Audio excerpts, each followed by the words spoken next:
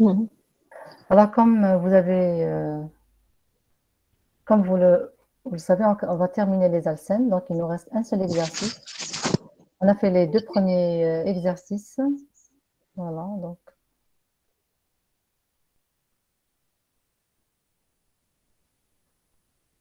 on a fait les deux premiers exercices. Il nous reste le troisième exercice. Donc le premier exercice, c'était les additions. On a fait tous les types d'additions.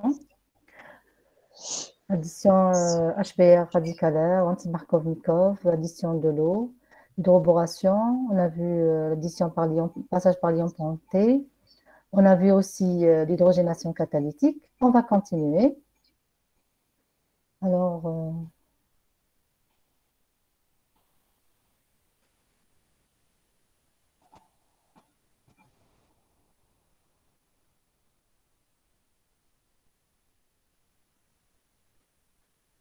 voilà l'exercice 4.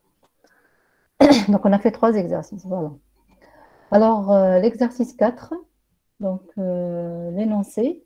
Donc, voilà la réaction d'ozonolyse suivante. Alors, je vais faire. Alors, la réaction d'ozonolyse suivante. Donc, vous avez une alcène et vous avez l'ozonolyse. Alors, vous voyez qu'on a utilisé ici de l'eau oxygénée en présence d'acide, en milieu acide. Voilà. Alors, on vous dit, sachant que cette alcène est obtenue à partir d'un réactif dichloré, en présence du zinc métallique, déduire la formule développée de ce réactif. Donc, deuxième question, donner la formule développée des produits formés en détaillant le mécanisme de la réaction d'ozonolyse et nommer les intermédiaires obtenus. On vous demande aussi de proposer des réactifs capables de donner le même produit, c'est-à-dire l'alcène. Quelle est la formule des produits obtenus si l'eau oxygénée est remplacée par du zinc métallique, sans détailler le mécanisme? Déterminer la formule développée de l'alcool qui conduit à la formation de cette alcène. Donc avec l'alcène, avec la configuration ci-après, au milieu, enfin c'est une réaction qui a lieu à chaud, en présence de l'acide sulfurique, et nommer cette réaction. Donc c'est des choses que vous avez déjà vues premier semestre. Voilà. Alors, directement vers la question 1. Alors, on vous dit que la scène est obtenue à partir d'un réactif dichloré en présence du zinc métallique. Déduire la formule développée de ce réactif. Alors, d'après vous, donc l'alcène qu'on va obtenir, il est issu d'un dérivé, on peut le synthétiser à partir d'un dérivé dichloré en présence du zinc métallique. Comment appelle-t-on cette réaction, d'après vous? Alors?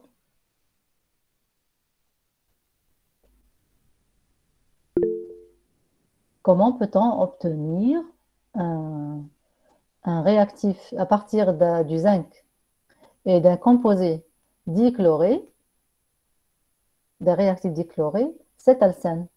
Comment appelle-t-on cette réaction?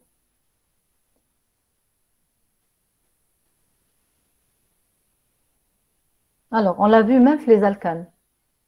C'est une réaction qu'on a vue déjà chez les alcanes. À partir de deux dérivés halogénies, on peut synthétiser un alcane. Alors, 2RX vous donne Alors, un. j'ai Donc, une c'est une réaction de question. quoi? Pardon? Il s'agit de quelle réaction?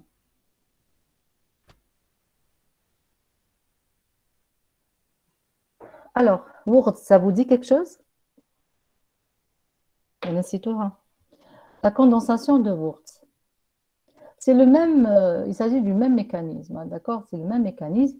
Donc, au lieu d'avoir un dérivé halogéné, on a comme un seul. Au lieu d'avoir de deux dérivés halogénés, vous avez dans le même dérivé, vous avez un dihalogéné, un dichloré par exemple, ou un dibromé, en présence du zinc métallique.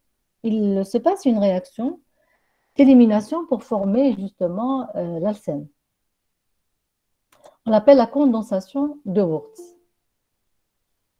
Alors, la condensation de Wurtz, elle se fait au milieu du zinc métallique. ou bien du sodium. D'accord? On peut l'utiliser en présence de sodium, ou bien du zinc métallique. Donc, c'est un dérivé dihalogéné. Alors, le dihalogéné qu'on va utiliser, c'est un dichloré. Donc, au lieu d'avoir regardé l'alcène, vous avez la double liaison qui est là. Un chlore ici, un chlore ici, une élimination de deux molécules de NaCl ou bien ZnCl2, vous allez avoir justement la formation d'alcène. D'accord? Est-ce que vous avez vu déjà cette réaction, le cours?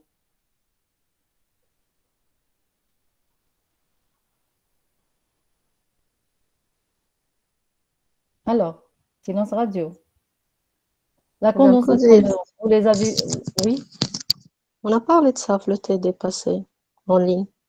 On a donné l'exemple là où on applique la réaction de Wirth pour la synthèse des alcènes. On l'a donné comme remarque.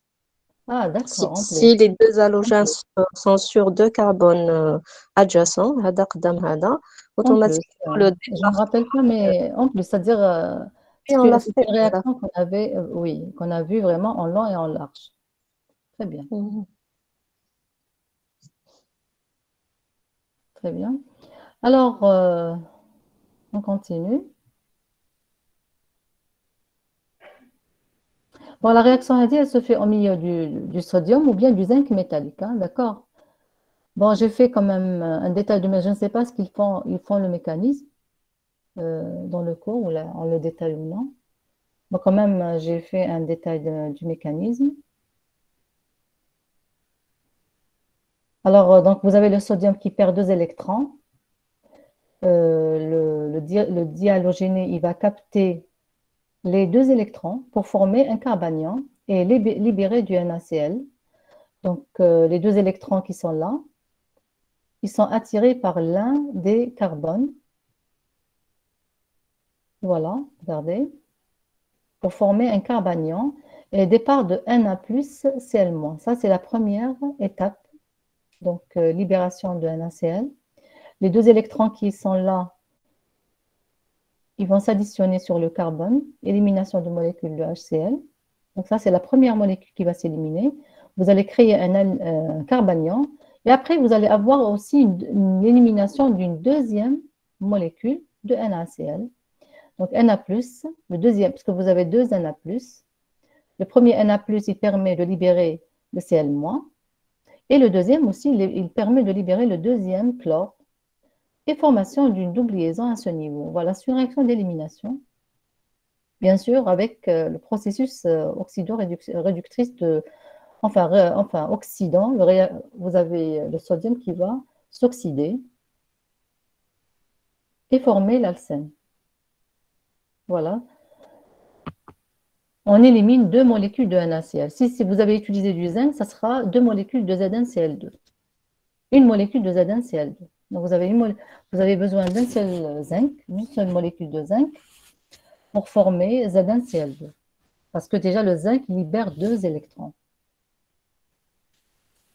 Voilà en ce qui concerne la condensation de Wurtz.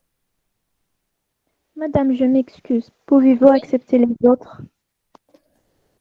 مانيش نسمع d'habitude j'ai le voilà, d'accord.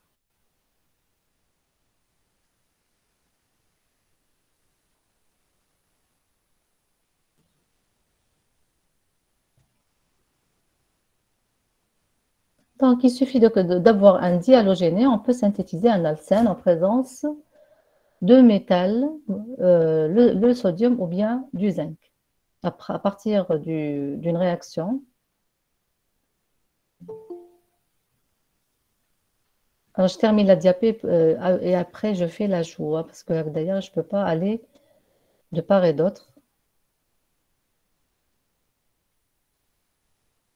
Voilà. Donc il y a élimination de deux molécules de NaCl, Na+, Cl-, pour cette molécule dit pour ce composé dichloré. Les formations de l'alcène ci-dessous. Voilà pour la condensation de Wurtz. Alors la condensation de Wurtz, on l'a vu aussi pour les alcanes, hein. C'est l'une des réactions de synthèse d'alcanes avec deux composés halogénés. La condensation de deux composés halogénés permet de synthétiser un alkane.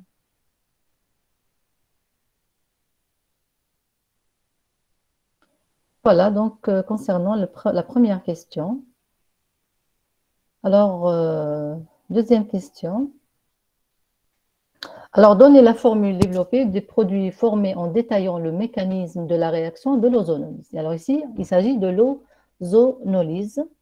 Nommer les intermédiaires obtenus. Donc, vous avez à faire une réaction d'oxydation par l'ozone à travers ozone. Ozone, c'est O3.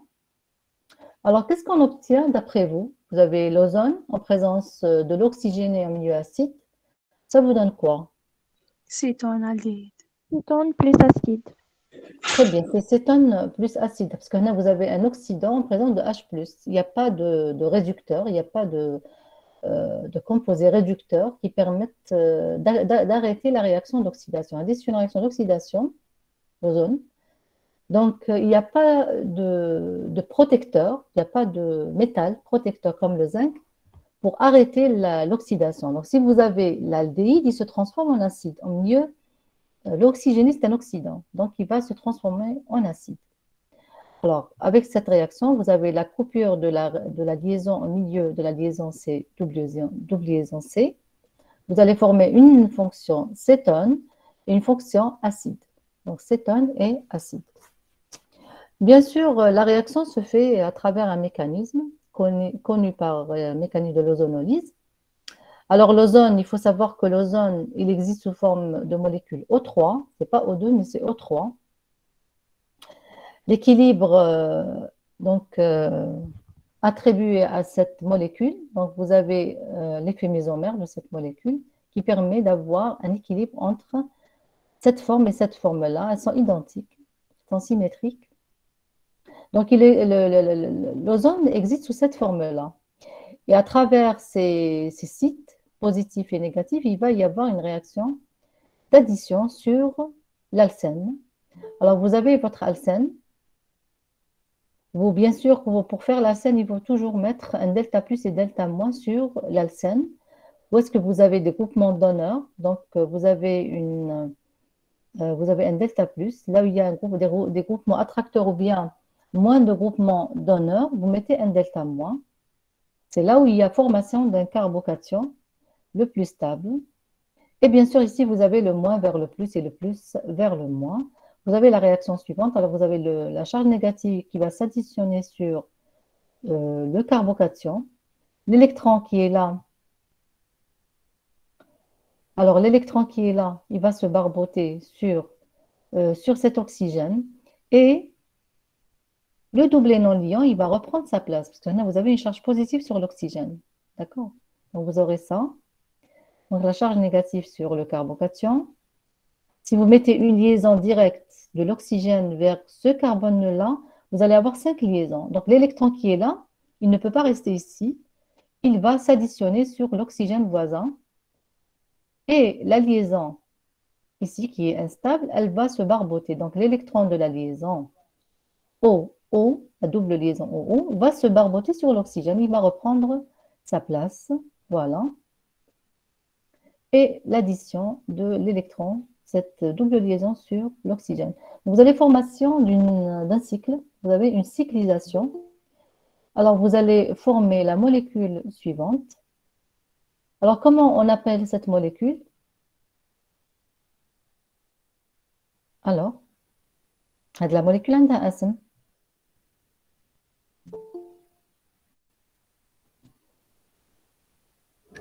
Molozonide. Parfait, donc c'est la molécule molozonide. Donc, on forme le molozonide. Et cette molécule-là aussi n'est pas stable.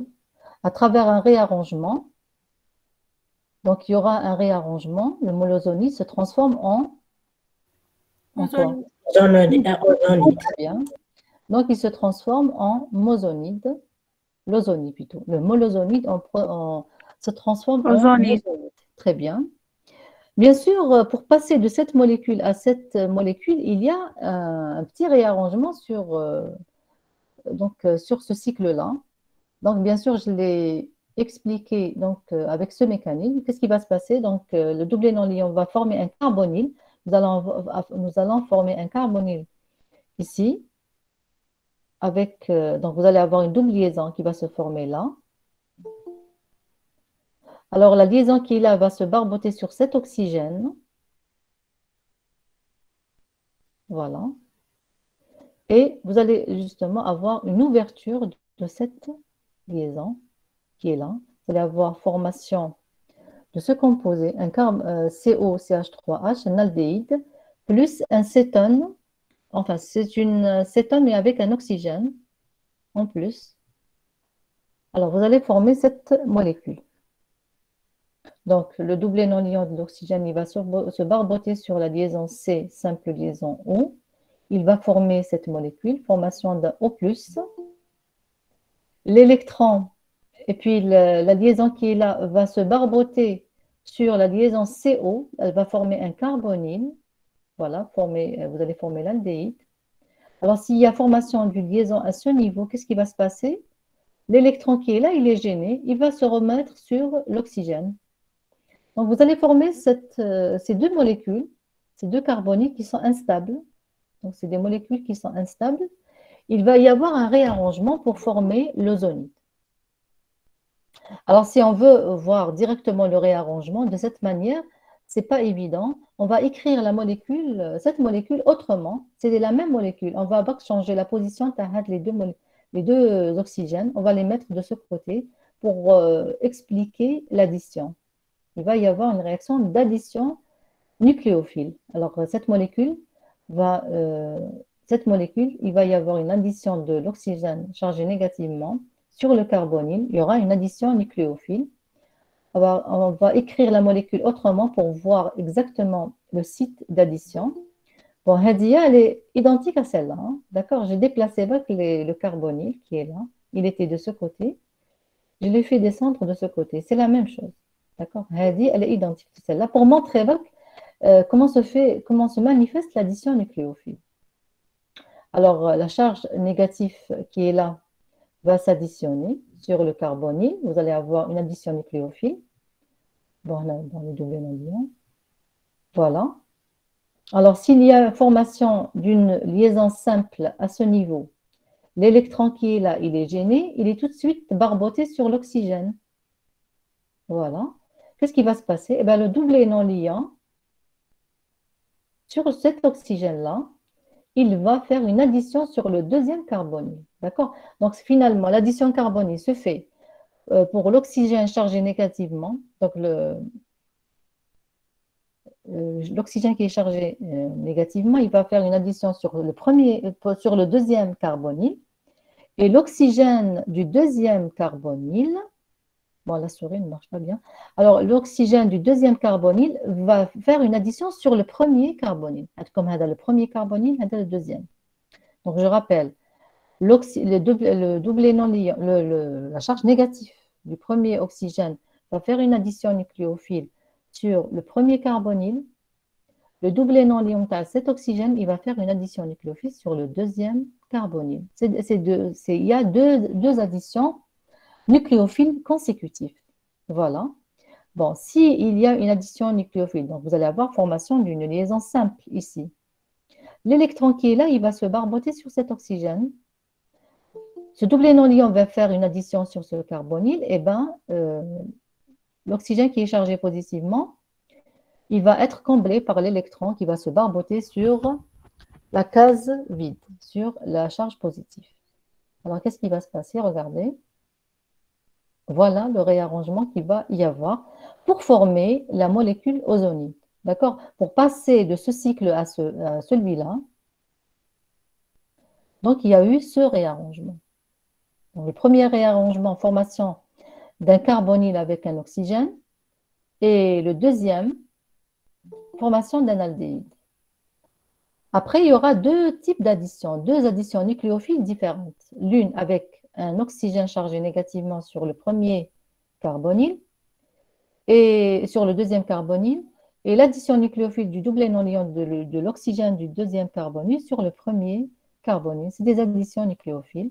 Et vous allez avoir une formation d'un autre cycle qui est différent de celui-là. Hada, c'est le molozonide, celui-là, c'est l'ozonide. Voilà. Donc, en fait, il y a eu un réarrangement. Bon, j'ai expliqué bien sûr le type de réarrangement qu'il y a eu. Ce n'est autre que des réactions d'addition nucléophile que vous avez déjà vu. Le chapitre à les additions nucléophiles. Donc, addition nucléophile. Ce n'est pas un carbanion ici, c'est c'est l'oxygène chargé négativement. Ici, c'est le doublet non liant à l'oxygène. Voilà. Alors, arrivant à l'ozonite, en présence de H2O2 et l'oxygéné et H+, vous allez avoir destruction de l'ozonite et formation des carbonylés. D'une part, vous allez former un acide et de l'autre part, normalement, on forme d'abord l'aldéhyde. Normalement, on est censé former l'aldéhyde. Mais l'oxygéné, en général, on met l'oxygéné en excès. Et comme il y a toujours de l'oxygéné dans le milieu, l'aldéhyde se transforme en acide. Donc finalement, la réaction peut s'arrêter là, mais si on a utilisé du zinc. Alors le zinc, qu'est-ce qu'il va faire? Il va précipiter H2O2. Donc il va précipiter H2O2 pour former ZnOH2. Donc en mettant du zinc, on protège l'oxydation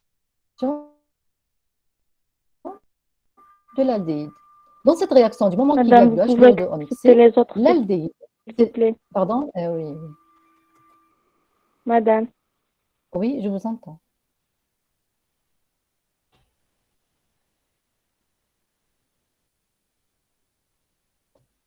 Donc, je continue. Donc, j'ai expliqué le mécanisme de l'ozonolide. Donc, vous avez l'ozone qui est en équilibre avec ces deux formes-là. Vous allez avoir les réactions d'addition sur une double liaison. C'est une addition nucléophile avec un réarrangement. Vous allez avoir cyclisation et formation de la molécule. La première molécule, c'est le molozonide. Alors, le molozonide, pour qu'il se transforme en cycle ozonide, il y a un certain mécanisme qui va se faire. Alors, le premier mécanisme, c'est la molécule se réarrange pour former deux carbonyles, deux composés carbonylés différents. Voilà la première ouverture. Donc, vous allez avoir, la molécule va s'ouvrir, comme si elle va s'ouvrir. Elle va former un carbonylé ici et un autre carbonylé de ce côté. Alors, le premier carbonyle, le voici. Le deuxième, le voilà. Alors, vous avez le premier carbonyle, il a une charge négative. Et le deuxième carbonyle, il a des doublés non liants. Donc, c'est des sites nucléophiles. Ils peuvent faire des réactions d'addition nucléophile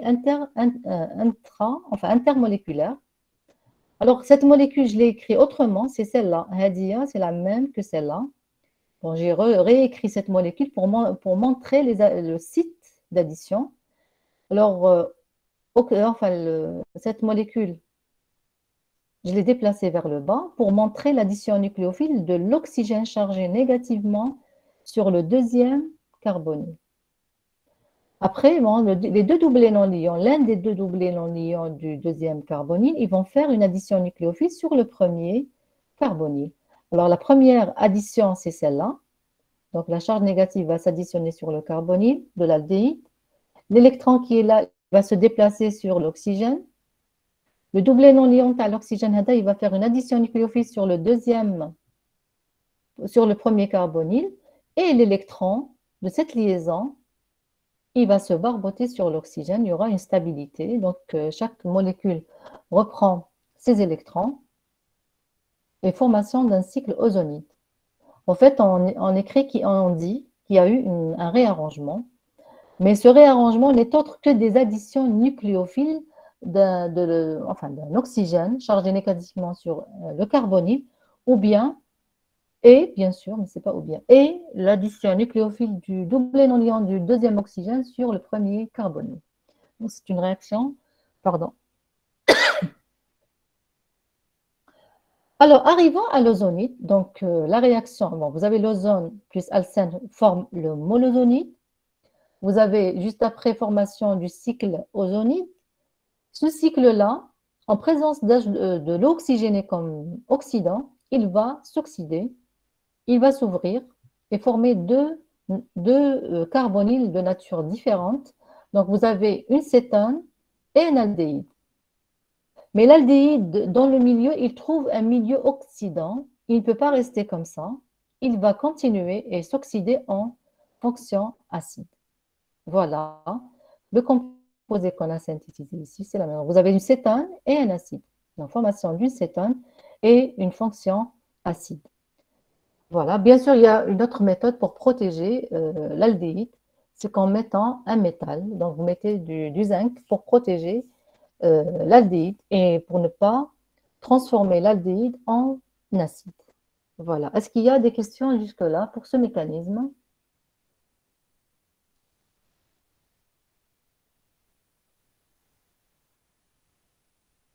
C'est bon? On peut continuer? Oui, madame. Très bien. Donc, il faut vraiment vous rappeler vous rappeler des deux cycles Hadoma qui sont très importants, le mosonide et l'ozonide. Voilà. Et le passage Hada, ce n'est autre que des réactions d'addition nucléophile. Alors, on vous dit proposer des réactifs capables de donner les mêmes produits de réaction à partir du même alcène. D'après vous, avec le même alcène, c'est-à-dire on trouve les mêmes produits. Quels sont les réactifs? Là, on a utilisé de l'ozone en présence de l'eau oxygénée en milieu acide. Si on veut avoir les mêmes produits, qu'est-ce qu'on va faire comme réactif? Qu'est-ce qu'on va mettre? Il est à savoir que l'ozone, c'est un oxydant aussi. Hein? Donc, on va utiliser des... Alors, vous allez détruire la scène au milieu. Vous allez utiliser quoi comme composé? Qu'est-ce que vous allez utiliser comme composé? O3, ça y est, c'est bon.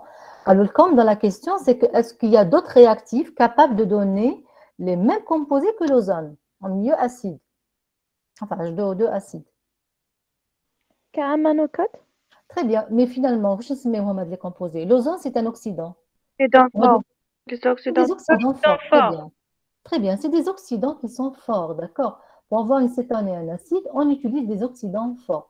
L'un des oxydants, c'est l'ozone, mais l'ozone se fait en milieu vraiment, en milieu H2O2, au milieu d'un autre oxydant, c'est-à-dire l'ozone plus H2O2 comme oxydant aussi fort, au milieu acide. Alors, on peut utiliser du K2CR2O7 au milieu acide, à chaud. On peut utiliser du KMNO4 concentré à chaud. Et on peut utiliser de l'ozone comme c'est cité dans l'exercice. D'accord? Ah, c'est oxydation non protégée. Je n'ai pas terminé la phrase, pardon. Ici, c'est oxydation non protégée. On l'appelle comme ça, pourquoi? Parce qu'on n'a pas mis un métal, on n'a pas mis du zinc. Voilà. J'accepte aussi d'autres étudiants, désolée, parce que je dois faire l'aller-retour.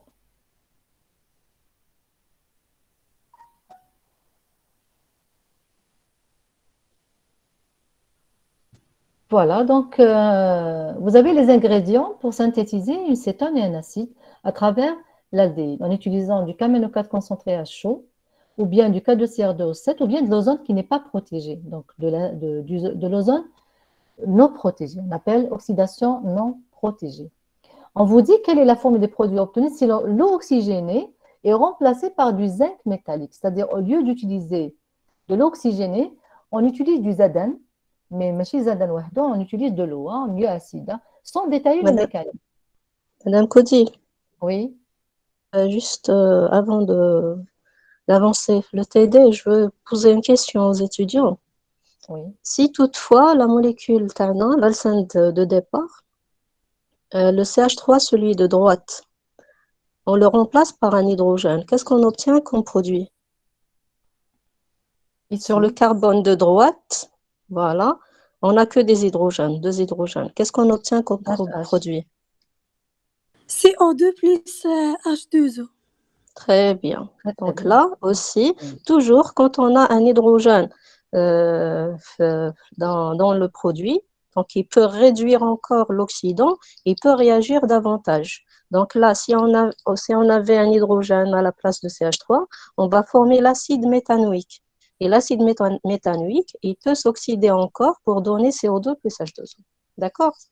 Donc c'était juste une remarque. Merci, Voilà. Madame Je Rafi. vous On remercie. l'a Merci dit, à vous. on l'a dit que l'exercice 3, on a parlé de ça.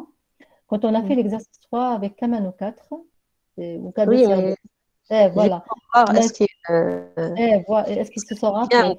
voilà. Il se rappelle, oui. On a fait le cas du formaldéhyde. Voilà. D'ailleurs, c'est l'une des indications quand vous avez un exercice, on vous dit il y a dégagement de gaz et formation d'eau, ça veut dire que vous aviez déjà au préalable dans l'alcène, il y avait un carbone qui est constitué de 2 hydrogènes, d'accord? Enfin, c'est ce que j'ai dit la dernière fois. Euh, C'est une information qui est. Très importante, hein, parce Voilà. que, voilà. Hmm. C'est l'oxydation non protégée hein, pour l'ozone. Hein. Mhm. Je vous rends la parole, Madame Coetzee. Merci, Madame Erati. Alors, on vous dit quelle est la formule des produits obtenus si l'eau oxygénée est remplacée par du zinc métallique, sans détailler le mécanisme. Alors, au lieu d'utiliser de l'oxygéné, on va utiliser du zinc en milieu aqueux. Cétone plus Alors, qu'est-ce qui va se aldéhyde. passer? Mhm. D'ailleurs, on dit c'est une oxydation protégée. Aldéhyde. Très bien, voilà. C'est-à-dire l'eau oxygénée, c'est un oxydant. Si vous le laissez dans la molécule, dans le mélange réactionnel, il va continuer à oxyder l'aldéhyde en acide. Mais du moment que vous avez mis du zinc, qu'est-ce qui va se passer? Enfin, le zinc, il va précipiter. Il va précipiter, en général, on utilise de l'eau, le zinc et H2O. Il va précipiter les OH en ZnOH2. Et vous avez formé, justement, non protégé, pardon. Alors, en présence d'O3 et Zn, en présence au milieu aqueux, une oxydation protégée va vous former l'aldéhyde. Au lieu d'avoir Donc, cétone, on forme l'acétone et l'aldéhyde. voilà, vous allez avoir une cétone plus un aldéhyde. Voilà, demain, il faut les connaître. Les réactions, on les donne souvent. D'accord? C'est bon jusque-là?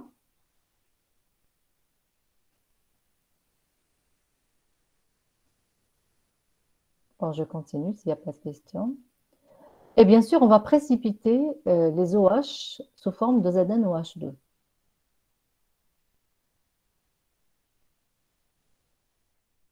Alors, on vous dit de déterminer la forme développée de l'alcool qui conduit à la formation du même alcène si la réaction a lieu à chaud en présence de l'acide sulfurique. Nommez cette réaction. Alors, comme alcool, et vous allez synthétiser le même alcène, c'est-à-dire avec la configuration, parce qu'on a une configuration bien particulière. En milieu, enfin, en milieu acide, H2SO4, et à chaud. Ça vous rappelle quoi? C'est des mécanismes qu'on L'élimination. a vus. Hein. C'est des réactions de... L'élimination. Très bien, c'est l'élimination de l'eau dans le cas de l'alcool. L'élimination, dans le cas général, elle se fait dans quel milieu? En quel milieu? La réaction d'élimination. Les réactions d'élimination que vous avez déjà étudiées, elles se font au milieu Acide. basique. Très bien, au milieu basique. Comme dans le cas de l'eau, non. Dans le cas de l'eau, la réaction ne se fait pas au milieu acide. Déjà, elle contient OH. Vous ne pouvez pas mettre de la base. Donc, du moment qu'il y a un OH dans la molécule, vous allez utiliser de l'acide sulfurique pour éliminer OH- de l'alcool. Mais bien sûr, dans une réaction d'élimination, vous avez une E1 et vous avez une E2. N'oubliez pas que vous allez synthétiser un alcène de configuration Z. Est-ce qu'on va faire une réaction d'une E1 ou là une E2? D'après vous, Magdalena. Parce que c'est des choses que vous avez vues, hein. Alors, si on a une élimination d'ordre 1, donc vous avez passage par un carbocation, donc je vais faire un petit rappel, un petit récapitulatif, hein, une E1. Il y a deux étapes. La première étape, formation du carbocation. La deuxième étape, élimination de H2O. Et puis après, bon, la réaction se fait pour les alcools de classe supérieure, donc des alcools tertiaires et tout, pour former le carbocation le plus stable. Et on vous dit que les réactions, on a déduit que c'est des réactions qui ne sont pas stéréospécifiques et qui ne sont pas stéréosélectives. Ça sous-entend quoi? Est-ce qu'on peut faire notre réaction dans ces conditions? C'est-à-dire, dans le Hushman a une réaction non stéréosélective. C'est-à-dire, on peut avoir les deux types. On va avoir justement un alcène. Nous allons avoir plusieurs alcènes. Vous allez avoir le Z et le E. D'accord? Vous avez une double liaison, donc vous avez les deux stéréoisomères. Vous allez avoir le Z et le E. Elle n'est pas stéréosélective. Et encore, elle n'est pas stéréospécifique, la E1. C'est-à-dire, vous démarrez d'une configuration bien déterminée, vous allez avoir les deux. Vous allez avoir toujours le Z et le E. Mais là, dans notre réaction, on doit avoir le Z. On ne veut pas avoir le E. Quelle est la formule développée de l'alcool? C'est-à-dire, vous allez donner la stéréochimie de l'alcool sur lesquels vous allez travailler pour synthétiser le stéréoisomère Z, parce qu'il y a le Z dans la molécule. Alors, la E2, qu'est-ce qu'elle dit, la E2? Elle se fait en une seule étape avec H2SO4 concentré à chaud. Alors, la première réaction se fait H2SO4 dilué, hein, et la deuxième H2SO4 concentré à chaud. L'alcool utilisé, c'est un alcool de classe inférieure. Quand je dis de classe inférieure, ça peut être primaire, secondaire. De classe supérieure, en général, c'est le tertiaire qui donne le mieux la réaction d'ordre 1, parce que vous avez passage par un carbocation très stable. La E2, elle est stéréospécifique et elle est stéréosélective. Stéréospécifique, ça veut dire vous avez un stéréoisomère bien déterminé de l'alcool, je ne sais pas, de configuration bien déterminée, qui va vous donner le Z. Si vous changez de configuration, vous allez avoir, par exemple, le E, et vice-versa. En plus, elle est stéréosélective. C'est-à-dire, dans le composé final, vous avez une double liaison. Vous allez avoir ou bien le Z, ou bien le E. Vous n'allez pas avoir les deux. Elle est stéréosélective. Il y a un seul stéréoisomère qui est sélectionné à la fin. Il n'y a pas le tout. Il n'y a pas tous les stéréoisomères géométriques. Alors, avec tout ça, quelle est la réaction adéquate? C'est vrai que c'est une réaction d'élimination, c'est juste. Mais est-ce qu'on va choisir la E1 ou bien on va choisir la E2? Parce que on ne va pas vous demander de faire la E1 et la E2. Vous allez faire une seule. Et c'est celle-là qui va vous donner le stéréoisomère Z. On va détailler un seul, on ne va pas détailler les deux. Donc, c'est la E2. Pardon? On choisit la E2 pour obtenir un stéréoisomère. Un stéréoisomère bien défini. Bon, bien sûr, Anaya, pour faire justement, pour connaître le stéréoisomère de départ, il suffit d'avoir l'alcène. D'abord, il faut dessiner l'alcène-tane. Voilà. Alors, l'alcène-tane. D'accord? Vous avez votre alcène.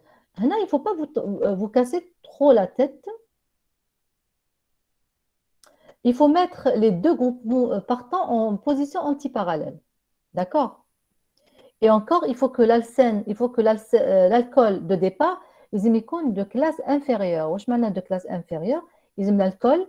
Le OH est-ce que quand il est-ce qu'il sera de classe inférieure?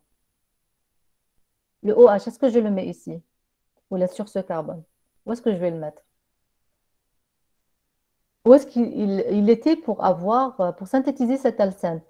Au préalable, le OH devait être ici, sur ce carbone, ou là sur celui-là. Qu'est-ce qu'on a dit? Alcool de...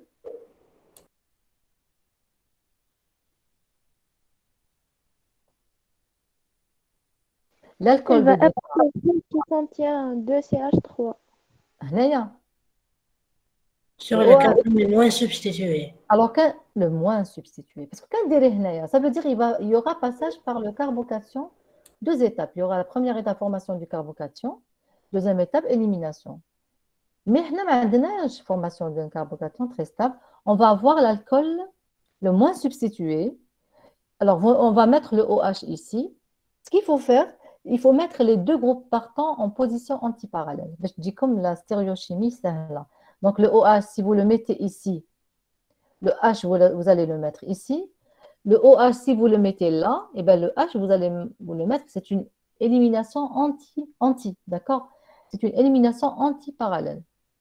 Voilà. Donc, je vais faire l'un des stéréoisomères, parce que normalement, nous allons avoir deux. On va voir le Z en milieu H2SO4 concentré et H chaud. Bien sûr, on va travailler avec le groupement majoritaire. Hein, alors, il faut savoir que les réactions E1, comme remarque, hein, la E1 et la E2 sont toutes les deux des réactions régiosélectives. Qu'est-ce que la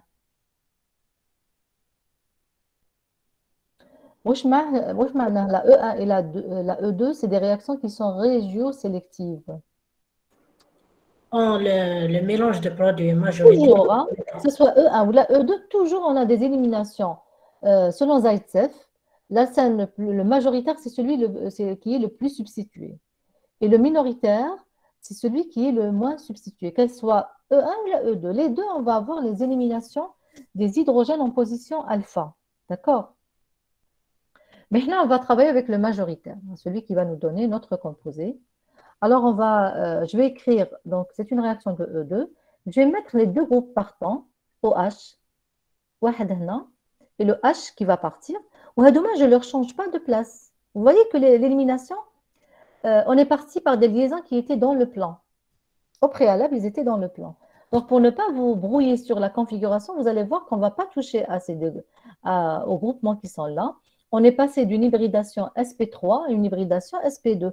Mais les molécules, ils n'ont pas changé de place. On va garder leur place. On va mettre seulement les deux groupes partants en position antiparallèle. C'est tout. Est-ce que c'est clair? Bon, c'est le récapitulatif de ce qu'on a fait le premier semestre. Quand on fait une élimination, on élimine les composés qui sont en position antiparallèle. OH, H. D'accord? Vous pouvez avoir aussi le OH par là et le H par là. On va lire la configuration. J'ai fait le mécanisme avec un seul composé. Alors, le deuxième cas, vous allez lire la configuration, le 2. Alors, vous avez deux carbones asymétriques. Alors, celui-là, il est de quelle configuration? 1, 2, 3. C'est un R. L'hydrogène. Où est l'hydrogène? S. Donc c'est Très R. bien. Très bien, c'est un S. Donc, c'est un R qui devient S. Pour cette molécule, la deuxième, donc vous avez 1, 2, 3. 1, 2, 3, c'est un S. S. Est-ce qu'il va rester S? Vous voyez le CH3. Il est à 2 déplacements. Oui, il va rester S. Pardon, attendez. Vous voyez le déplacement, vous voyez le CH3. Il est à 2 déplacements, très bien. Il va rester S, très bien. Voilà, normalement, je ne suis pas trompée. Alors, comme S, pardon, attendez, 1, 2, 3, c'est un S. Désolé, donc c'est un S qui va rester S. Attendez, alors, 1, 2, 3, c'est un R qui devient S. Et bon, c'est mon erreur. Madame. Oui, c'est un corriger. Mais pourquoi ici, madame, on a l'isomérie au carbone troisième, puisqu'on a 2 CH3, donc la condition de 4 composés différents n'est pas... Je la question, je n'ai pas compris. 4 composés différents, oui, j'ai compris, il a confondu. C'est un C2, c'est un CH2, CH3, c'est un CH3. C'est un Non, CH3. voilà. Donc, dans le plan. D'accord. N'oubliez pas, c'est Ça, un tétraèdre, hein. Je l'ai mis dans le plan, c'est correct, hein. non, on a l'impression que c'est un CH3. Oui, oui, bien sûr. Mais la Il molécule, y a un Raphaël, CH2. la molécule. Vous avez la molécule devant vous. C'est un C2H5, Naya. D'accord? Eh, vous croyez que c'était CH3, CH3? Ah, là, c'est un C2H5, d'accord. Ouais. Très bien, donc on va relire la configuration. Normalement, c'est un 2S, 3S. D'accord, 2S. Alors, le 2, c'est celui-là. Donc, 1, 2, 3. C'est un R qui devient S, 2S. Et le 3, donc c'est un, je vais dire 1, 2, 3. C'est un S qui va rester S. C'est ça? Qui devient R. La position, ah oui, le H. Le H, il est Le là. H, il a un déplacement. Un seul déplacement. Il est chaud. Donc, en inverse. Donc, Hanaya, ça sera. Donc, je l'ai fait juste. Maintenant, les marmottes.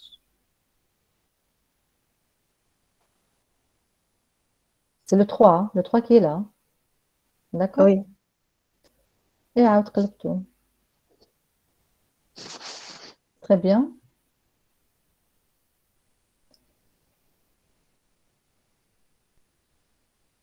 Voilà.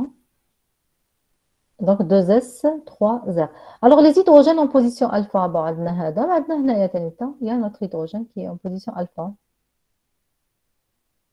Voilà, vous avez normalement comme élimination, une autre élimination de ce côté.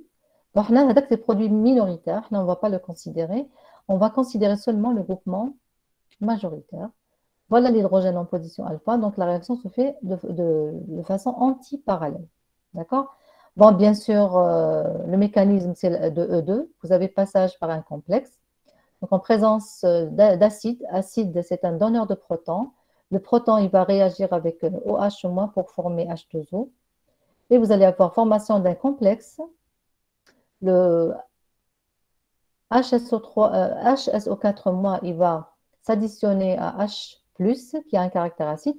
Alors, l'hydrogène en position alpha, les OH, il a un caractère acide, c'est lui qui va partir. Voilà, donc le OH- va être protoné par H+. Vous allez former un complexe intermédiaire. Voilà. Voilà le complexe qui va se former. Alors, quand vous allez avoir la molécule, elle est instable. Vous allez avoir libération de H2O. Le liant, il est instable. Donc, vous allez avoir libération de H2O et formation d'une double liaison à ce niveau. Et vous allez former cette molécule. Voilà, avec passage d'un complexe intermédiaire. Alors, si on part de 2S, 3R, ça vous donne quoi? Ça vous donne 2Z. D'accord? Si on veut avoir, est-ce qu'on a une seule configuration qui va nous donner 2Z, d'après vous? Si je mets les deux groupes partants de ce côté, OH maintenant, 3S, et H maintenant, 3S, 2R. 3S, 2R. Oui, Il peut donner 2Z aussi. voilà, si on met le OH par là, et le H par là, on va avoir justement, pour la E2, alors 2S, plutôt, là je me suis trompée parce que contre déjà fait la configuration de tout à l'heure, donc c'est 2R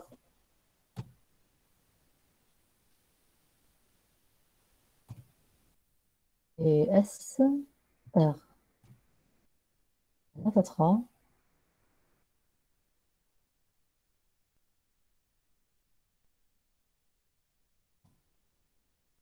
Voilà, donc là, c'est un récapitulatif de la stéréospécificité de la réaction en récapitulatif. Alors, nous allons avoir justement pour la configuration donnée SR, nous allons avoir le Z et le RS aussi, ça va vous donner le Z. D'accord? Voilà, donc RS et SR va vous donner le Z. Et RR, SS va vous donner le E. On s'intéresse à ça. Donc, les deux stéréoisomères qui nous intéressent. Donc, les deux vont nous donner le Z. Voilà ce qu'il fallait écrire dans l'exercice. Voilà ce qui nous intéresse. C'est qui va nous donner la molécule désirée. Si on est parti par E, si on avait déjà au préalable l'alcène E, nous allons justement démarrer par un alcool de classe inférieure de configuration RR ou bien SS. Bon, ici, pour le mécanisme, j'ai écrit seulement le produit du groupement majoritaire. Je n'ai pas écrit le minoritaire. Parce que le minoritaire, il existe même pour une E1. Même si vous faites une E1, vous allez avoir le minoritaire et c'est le même minoritaire. Est-ce que c'est clair pour l'élimination d'ordre 2 dans le cas des alcools?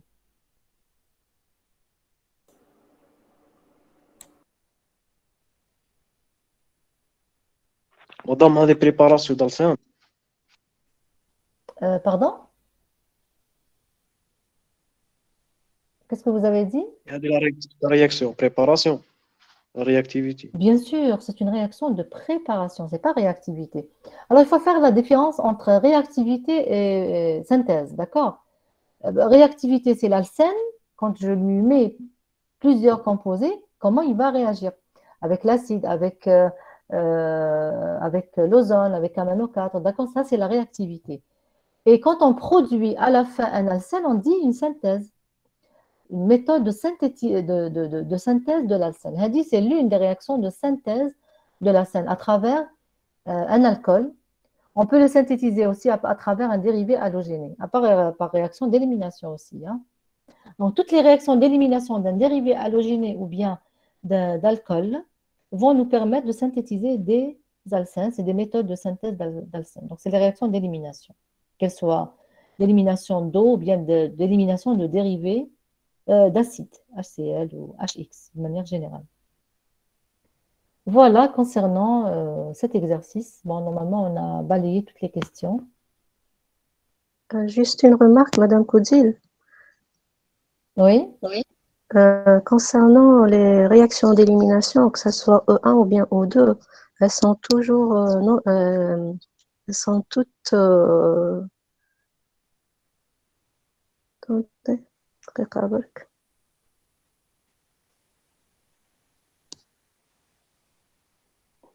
Madame, donc, في l'ordre 1. Oui. نديرو H2SO4. في l'ordre 2 نديرو H2SO4 La H2SO4 dans les deux cas. Regardez. Le milieu doit être différent. Pour une E1, on utilise H2SO4 dilué à chaud. D'accord? On chauffe pour éliminer l'eau. Ou la H2SO4, on utilise H2SO4 dilué. Pour l'élimination d'ordre, on doit concentrer le milieu pour permettre le passage du complexe et ne pas permettre au carbocation de se former. D'accord? Et le chauffage se fait dans le cas de toutes les réactions d'élimination, qu'elles soient E1, E2. Le chauffage, il se fait automatiquement. D'accord? D'ailleurs, que c'est quand vous chauffez, pour les réactions d'élimination, vous avez vu, quand on chauffe pas, c'est des réactions qui font des substitutions. Des mécanismes qui permettent la substitution. Mais quand on chauffe, on fait des réactions d'élimination. Est-ce que c'est clair? Parce que si vous ne chauffez pas, vous pouvez faire une substitution de nucléophile. On peut faire une réaction de substitution nucléophile.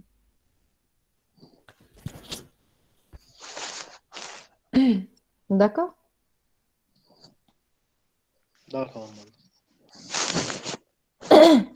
Je vais laisser Madame Merapti vous expliquer, je ne sais pas ce qu'elle voulait nous rajouter. Concernant la E1, elle est stéréosélective. Hein. Les réactions d'élimination, elles sont stéréosélectives. Parce que là, si on part de RS ou la SR ou la SS ou la RS, on obtient toujours le E plus le Z. Et le E, il est toujours prédominant par rapport au Z. Donc, elle est stéréosélective. Ah oui, la stabilité. D'accord. Oui. Ouais. L'autre, il est plus stable. Elle est régiosélective, quoi. Elle est régiosélective, oui. Elle est régiosélective, oui. Bien sûr, ouais. La E1, Mm. regardez. Machine qui m'a dans la SN1, on dit toujours que la SN1, elle est non Oui, oui, oui, oui, stéréosélective. bien sûr, Parce bien qu'on sûr. obtient les deux produits, un mélange racémique, 50%, 50%. bien. Donc on dit qu'elle n'est pas stéréosélective. Par contre, l'élimination, elle est stéréosélective. Parce que peu importe le réactif de départ, on obtient toujours le E qui est majoritaire par rapport au Z. Voilà. Mm. Oui, oui, oui, bien sûr. Parce Parce que que le E, il est l'isomère, plus stable. En général, le E, il est voilà. plus stable. Hein, en général. C'est l'isomère le En plus stable. S'il n'y a pas de absence de liaison liaison hydrogène.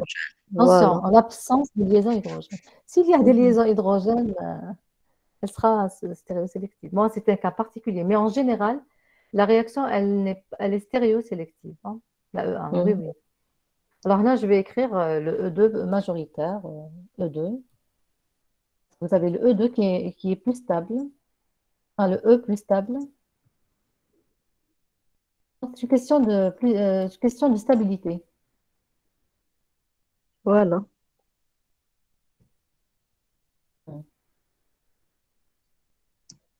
C'est une question de stabilité. Hein. Le E, il est plus stable que le Z.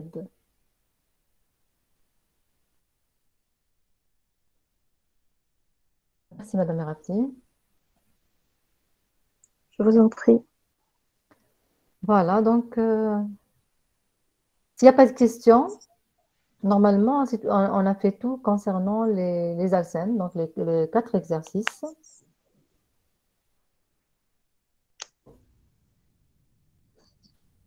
Madame, Est-ce que vous avez des questions concernant ce chapitre?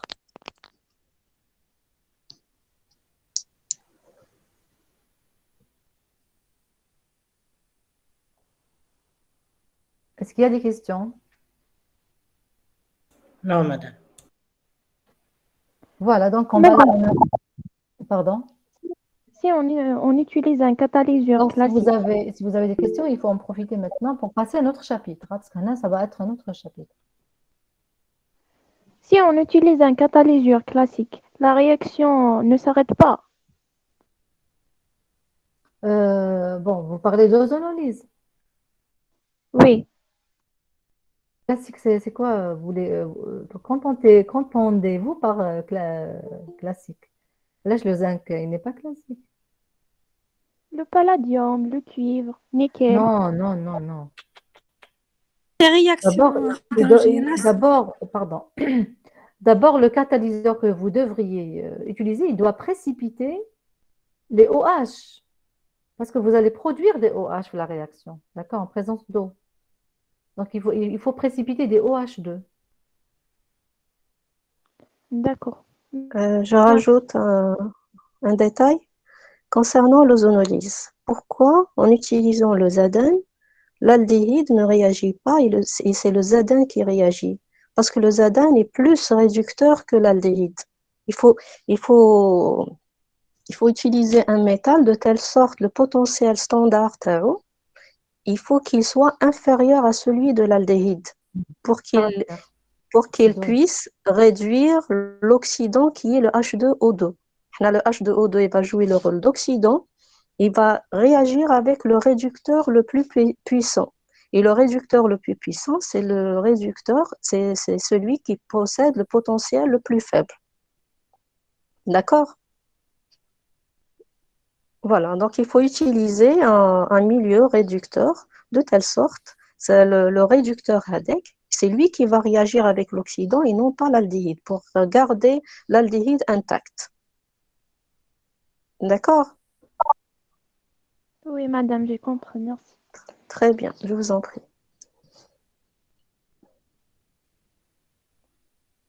Voilà, c'est Très bien, vous. merci Madame Arati. Je vous en prie. Donc, s'ils n'ont pas d'autres questions, on passe à la série sur les alcynes. On va entamer la série. madame دي تاع إليميناسيون الكول بار أزوز مادام ما فهمتهاش تروح في الكول. On entend mal, hein? Vous répétez, s'il vous plaît. Pardon, monsieur, répétez votre question, s'il vous plaît.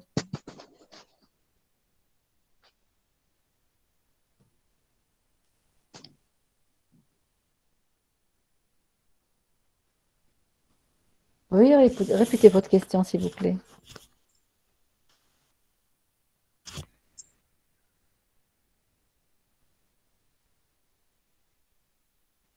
Est-ce qu'il y a quelqu'un qui a entendu sa question?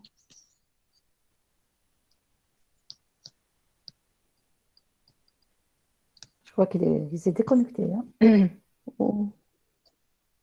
Problème de connexion, Oui, je sûrement. crois. Mais allez, de Mm. toute façon, s'il revient, on Il n'y a va pas de revenir à problème. et Voilà. on va revenir à sa question. Mhm. Très bien. Donc, je vous donne la parole, Madame Mirapti, pour la série.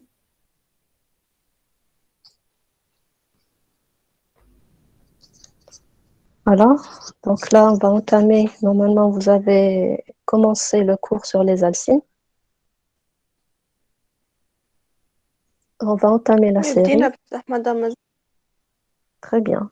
introduction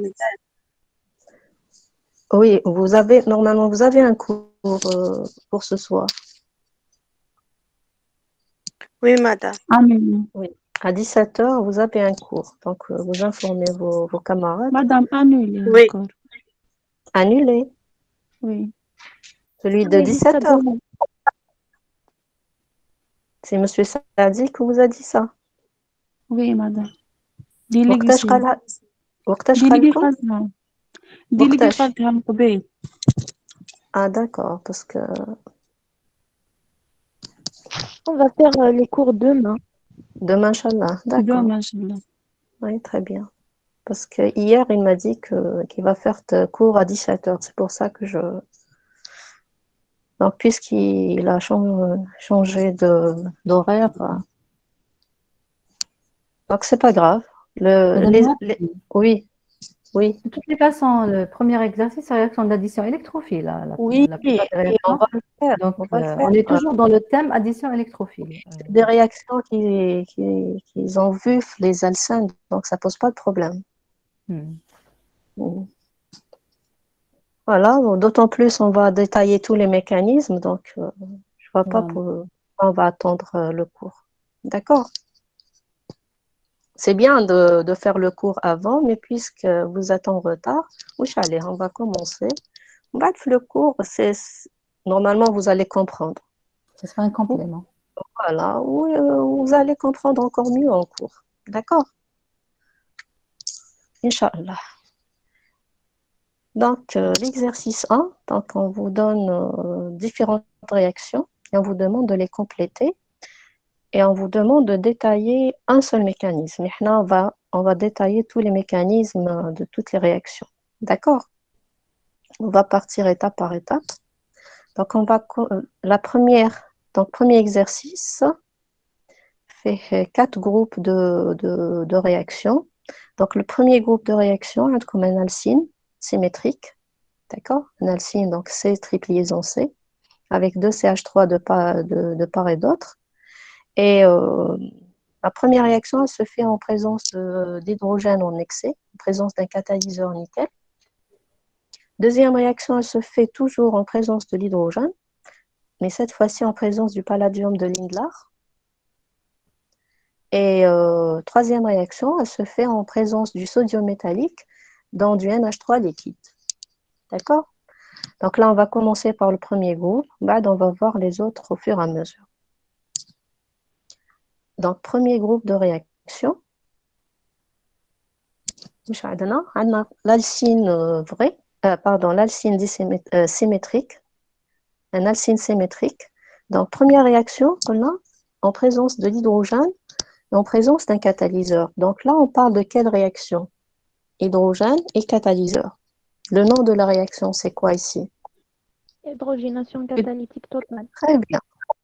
C'est une hydrogénation catalytique totale. Très bien. Pourquoi? Parce que le nickel, c'est un catalyseur très, très réactif.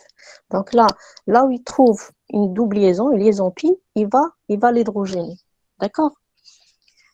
Donc là, automatiquement, toutes les liaisons pi vont être remplacées par des hydrogènes.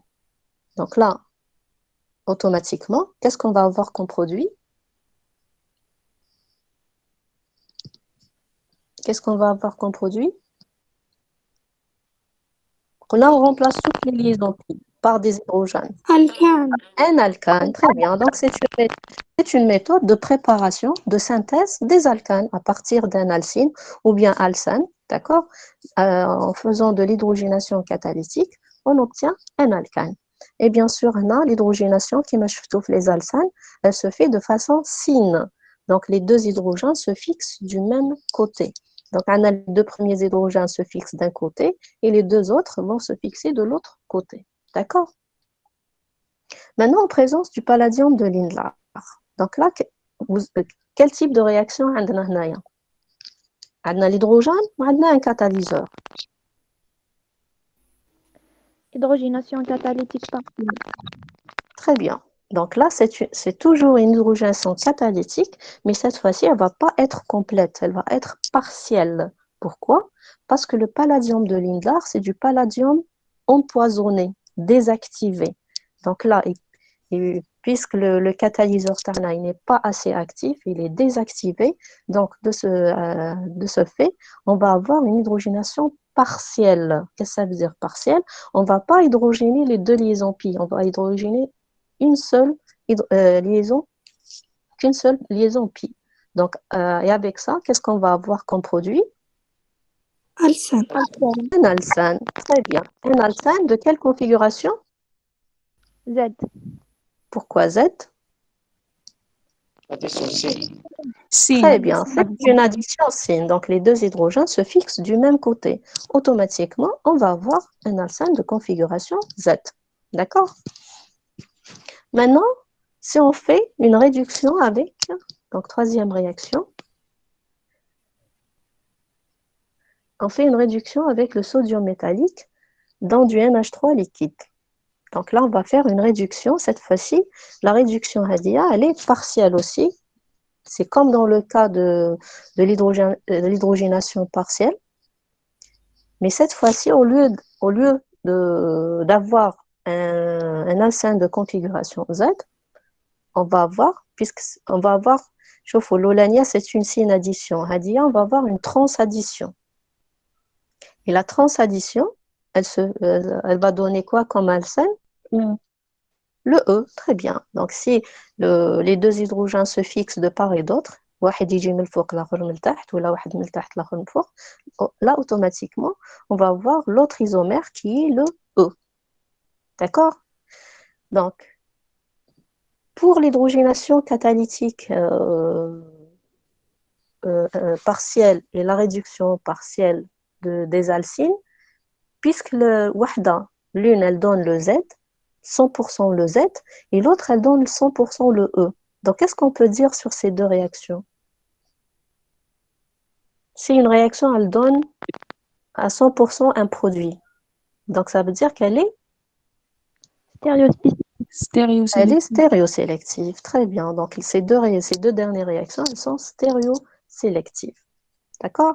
Donc là, vous avez le choix. Donc là, si vous voulez synthétiser un alcène de configuration Z, qu'est-ce que vous allez faire? Qu'est-ce que vous allez choisir comme catalyseur, comme réactif? Qu'est-ce que vous allez faire comme réaction pour avoir l'alcène Z? Donc, vous allez choisir l'hydrogénation catalytique partielle.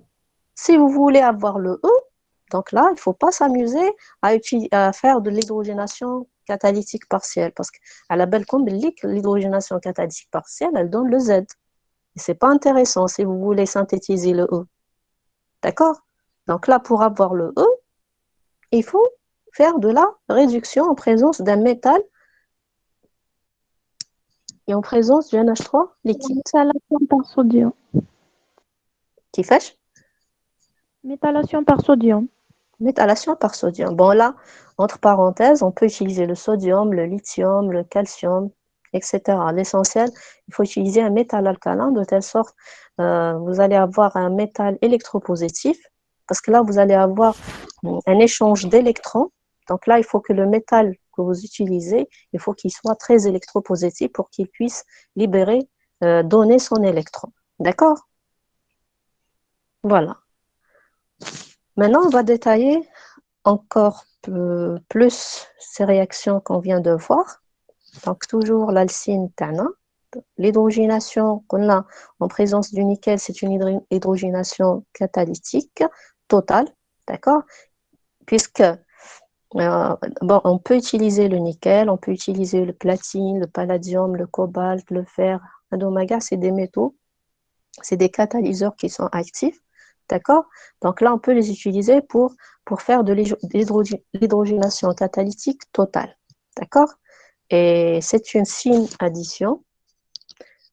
Bon, là, ça pose pas de problème. Est-ce que syne ou la trans ou là, parce on va pas former de carbone asymétrique. Donc là, peu importe l'addition, elle se fait de façon syne ou là.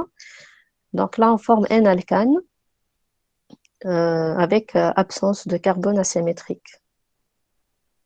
Donc là, l'importance de la syne addition, chez qui maf l'hydrogénation catalytique partielle. D'accord? Donc, l'hydrogénation catalytique totale, automatiquement, ça donne un alcane. Deuxième réaction.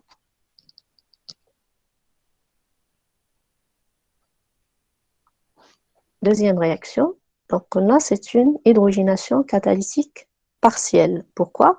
Parce que le palladium hada, chauffe. La réaction Lola, on peut utiliser le palladium normal. Ça donne l'alcane. Mais la deuxième, c'est pas n'importe quel palladium. C'est le palladium de Lindlar. Le palladium de Lindlar, c'est quoi? C'est du palladium, c'est une faible quantité de palladium, mais palladium à 100%. C'est du palladium dispersé, déposé sur un support inerte. Le support HADA, soit le CaCO3 ou bien le BaSO4. Donc là, le support, il est utilisé juste pour disperser la phase métallique tana, le palladium tana. Et HADA, l'ensemble, le palladium supporté, il est empoisonné par la suite ou bien désactivé par le tétraacétate de plomb et de la quinoléine. D'accord? On lui rajoute le tétraacétate de plomb et de la quinoléine pour le désactiver. D'accord? Donc là, en préparant ce catalyseur qui est désactivé, on peut faire de l'hydrogénation catalytique partielle. Et là, la façon de l'addition, comment additionner les deux hydrogènes, elle est importante. C'est une syne addition, donc automatiquement, on obtient un alcène de configuration Z. D'accord? Voilà. Maintenant, pour la réduction en présence, donc troisième réaction.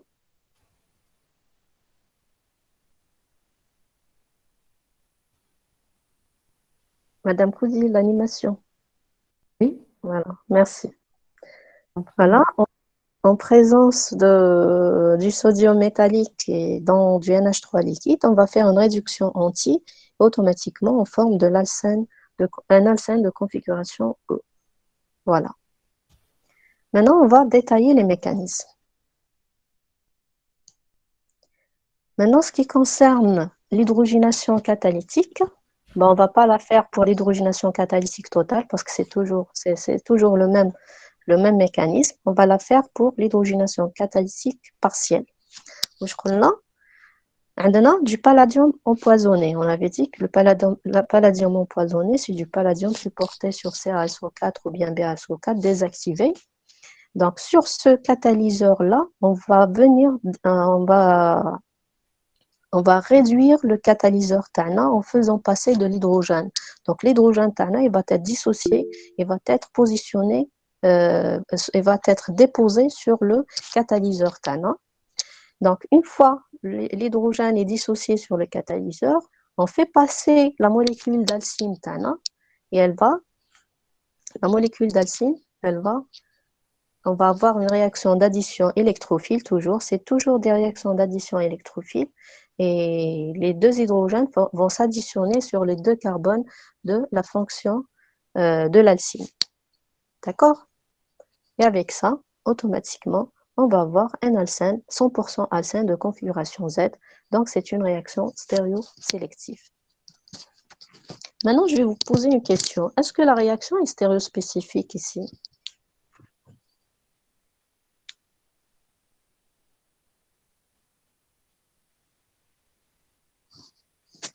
Est-ce que la réaction est stéréospécifique? Oui, madame. Oui. 100% Z. Non, 100% Z, c'est stéréosélectif. Il ne faut pas confondre entre stéréosélectivité et stéréospécificité. Je connais pour la stéréosélectivité, c'est obtenir un stéréoisomère plus que d'autres. D'accord?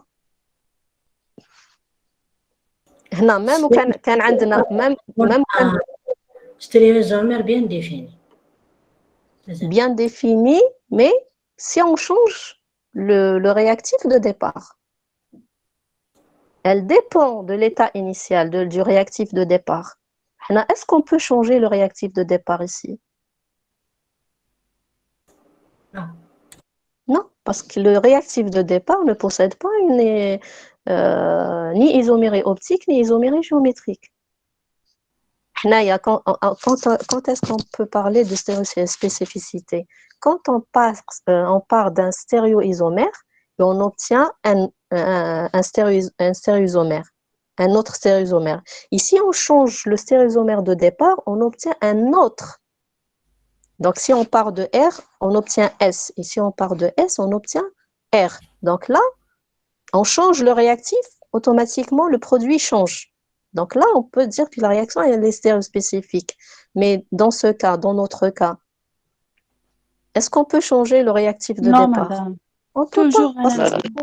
toujours. Voilà, donc Alcine. c'est un alcine. Il n'a pas d'isomérie optique. Donc la triple liaison n'a pas une isomérie. D'accord?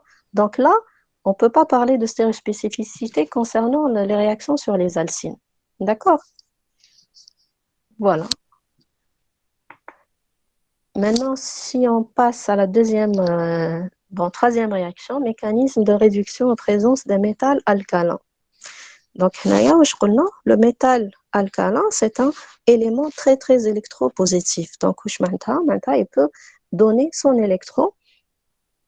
Donc, l'électron, il y a grosso modo la réaction de réduction partielle en présence d'un métal alcalin, c'est une succession d'échanges d'électrons et de protons. Le sodium, il joue le rôle de réducteur et le NH3, il joue le rôle d'acide. Donc l'alcyne il va jouer le rôle d'oxydant, il va capter l'électron libéré par le sodium.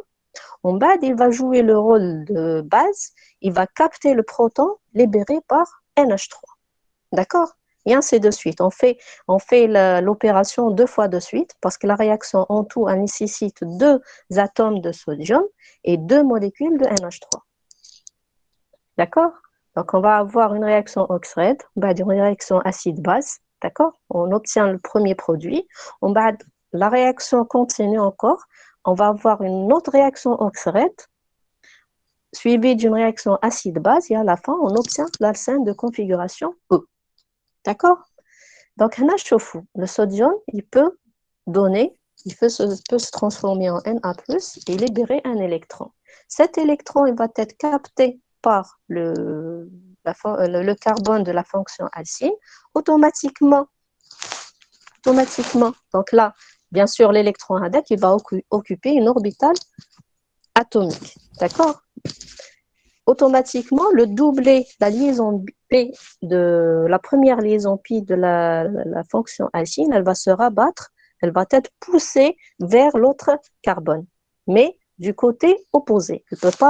Elle peut pas se déplacer du même côté parce qu'il y aura un encombrement stérique. D'accord? Donc là, avec ça, on va former un anion radicalaire. Un anion, c'est une entité chargée négativement. Donc on va le doublé qui va se rabattre sur le deuxième carbone. Donc là, il va créer une charge négative sur le carbone HADEC. Et le premier carbone, celui qui a pris l'électron libéré par le sodium, il va être un carboradical. Et avec ça, on va former un anion radicalaire. D'accord? Cet anion radicalaire, donc, en présence de NH3, on va avoir une réaction acide-base. On va avoir un échange de protons. Donc, la charge négative elle va capter le proton de la molécule de NH3 et avec ça, on va former un carboradical plus NaNO2. un sel, pardon, NaNH2. D'accord? En bas, la réaction se poursuit. Donc, toujours avec un autre atome de sodium. Donc, l'atome de sodium, il va libérer un électron qui va être capté par le carboradical. Donc là, l'orbitale atomique, elle est a un seul électron, donc elle peut encore prendre un autre électron. D'accord? Donc là, le carboradical il va capter l'électron libéré par le sodium, et avec ça, on va avoir une charge négative sur le carbone. Avec la charge négative, le carbanion, il va s'accaparer, donc là, il va prendre le proton libéré par une deuxième molécule de NH3. Et avec ça, on va avoir une réaction d'échange de protons acide-base, et on forme par la suite l'alcène de configuration E. Voilà. Donc, la réaction, puisqu'on obtient 100% alcène de configuration E, donc c'est une réaction stéréosélective, comme l'hydrogénation catalytique partielle. D'accord? Et comme je l'ai dit tout à l'heure, la réaction, elle peut se faire avec le lithium ou bien le potassium dans de l'ammoniac liquide. Voilà. Et elle met en jeu 2 atomes de métal alcalin et 2 molécules de NH3 liquide. Et elle se fait à une température de moins 33 degrés. Pourquoi à moins 33 degrés? Parce que le NH3, il faut qu'il soit liquide. Donc, le NH3, il est liquide à moins 33 degrés C. D'accord? Voilà, c'est des informations en plus. Mais vous voyez, en suivant le mécanisme, on a pu synthétiser, on a pu préparer l'alcène de configuration E. Voilà. Donc, si vous n'avez pas de questions, on passe à autre chose. Madame, pardon, on a un TD Oui. à 15 heures. مازال ما لحقتش 15h. Mais on a TD jusqu'à 15h30 حنايا. Ils ont un TD. Ils ont un TD très bien. Madame, c'est à la base. On leur a programmé un TD en ligne à 15h. Mais ما قالوناش, on a programmé le TD de 1h30 à 15h. On m'a envoyé un message, la déléguée. Et mais مازال ça, mais après avoir programmé, donc c'était après.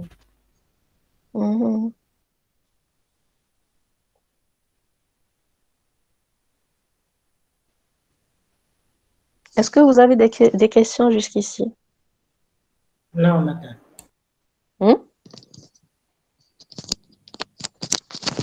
Vous avez tout compris, c'est bon? Oui. Vous avez fait ça en cours, la Mazal? Oui, madame. Oui, on l'avait fait. Ah, vous avez fait cette réaction? ماشي قلتوا لي درنا l'introduction. هذه درناها شغل قبل ما ندخلوا في لي زالسان. Ah bon? في la synthèse des درنا وحدة تشبه لها في لي زالسان. درناها في لاصق لي زالسان.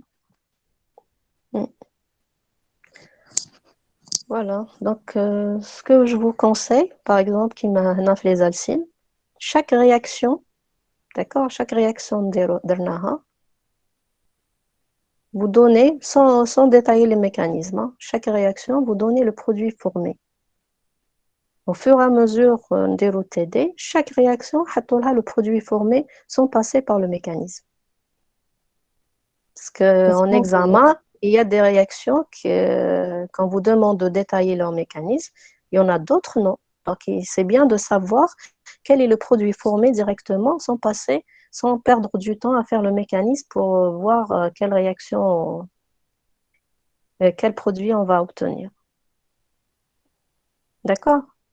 Mais il n'y a pas tout fait de les... Oui. Alors, je vous conseille de le faire vous-même, c'est-à-dire voilà. peut-être vous entraider avec ces organigrammes, mais il faut les faire vous-même avec ce que vous avez fait en cours et en TD. Voilà, avec, parce qu'il y a des choses aussi en plus. Voilà, il y a des choses en plus, il y a des choses qui manquent. Donc là, madame, Voilà, il faut exactement. mettre le cours تاعكم et le TD واش درتو كامل pour Vous allez enregistrer ça rapidement dans vos, c'est-à-dire la mémoire TACOM, hein. Au fur et à mesure, on a une réaction, vous la faites. Vous faites des voilà. organigrammes, genre d'organigrammes. D'ailleurs, les alcènes, regardez, toutes les réactions qu'on a vues, regardez, les réactions sur les alcènes. Là, c'est les réactions de synthèse d'alcène. Je fais la réaction de d'alkane. l'autre, elle est là. Là, c'est l'alcène. Mhm. Voilà. Donc, toutes les réactions, vous allez les voir ici. En tout cas, les réactions, on les a vues. Les oxydations, oxydation douce, oxydation dure. Donc, toutes ces oxydations, on les a vues, hein. Madame Merabti, c'est vrai, Oui, mademoiselle, elle vous a dit qu'ils ont fait ça dans le cours d'hydrogénation en présence de Na, H2, regardez. L'alcène plus oui, et H2. dans la Ils ont fait préparation des alcènes. des La alcènes. préparation des Alcanes, alcènes. des alcanes. L'hydrogénation que vous avez fait tout à l'heure avec les alcynes, ils l'ont fait. Hadia, c'est la même. Oui, En mais, présence de sodium et mais là, H2O. ça n'a pas trop d'importance qui m'a fait les alcynes. Parce Les que les alcynes, alcynes, c'est encore mieux. oui, parce qu'on Ouais. obtient un alcyn de configuration Les E. alcanes, bon, peut-être dans Parce la que, stéréochimie, peut-être, oui, pour la non, stéréo. parce que les alcènes, préparation des alcanes, bon, on peut faire de l'hydrogénation catalytique parce qu'on obtient un alcane, ça ne pose pas de problème. Mais Même les stéréochimie, hein. alcynes, là, c'est très important parce que on peut pas utiliser on n'a pas un autre réactif qui nous donne un alcène de configuration E. Il n'y a que la réduction en présence d'un métal alcalin qui donne Mhm, l'alcène de configuration E. C'est très important. mhm. Même ici, la réaction elle est stéréospécifique, hein. Hmm.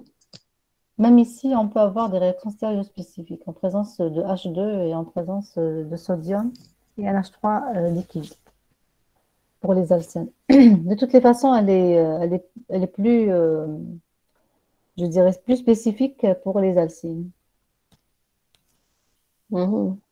Voilà, donc vous faites des organigrammes de la sorte, vous les faites vous-même, vous les construisez vous-même, et vous allez mémoriser surtout. Voilà. Oui, il ne faut pas laisser tout le travail à la dernière minute. D'accord, au fur et à mesure, vous faites une réaction, ou vous l'écrivez, ou là, sur des